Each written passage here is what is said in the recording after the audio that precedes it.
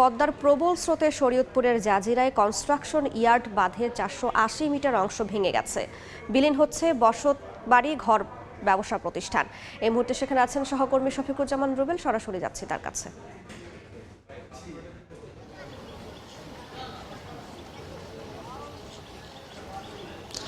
পদ্মা সেতুর পূর্ব পাশে যেই বেড়িবাঁধটি ভেঙে ইতিমধ্যে বেশ কিছু বাড়িঘর ও দোকানপাট বিলীন হয়েছে, তার যে পাশেই বাড়িঘরগুলো রয়েছে সেই বাড়িঘরগুলো কিন্তু এখন আতঙ্কের মধ্যে রয়েছে। তারা কোনোভাবে আসলে বুঝতে পারছেন না যে তারা এখানে থাকবেন কি চলে যাবেন।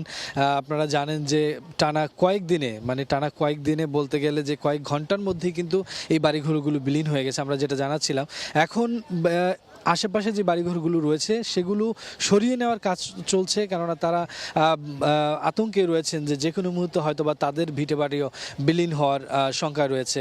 আপনাদের একটু জানিয়ে রাখি যে পদ্মা সেতুর পূর্ব পাশে যেই 0 পয়েন্ট পর্যন্ত 2 কিলোমিটার যেই কনস্ট্রাকশন ইয়ার্ড বাঁধ রয়েছে, সেই বাঁধের প্রায় 480 মিটার কিন্তু ইতিমধ্যেই নদীগর্ভে বিলীন হয়েছে। এর ফলে এই অঞ্চলের পুরো এলাকাটি এখন ঝুঁকির মধ্যে পড়েছে, কেননা এই স্রোত, এই দিক দিয়ে যেই খরচ স্রোত এবং চ্যানেলটি এইদিকে যে পানি প্রবাহিত হচ্ছে সেই চ্যানেলটি অত্যন্ত সরু হয়ে যাওয়ার কারণে কিন্তু এই ভাঙন প্রবণতা বৃদ্ধি পেয়েছে।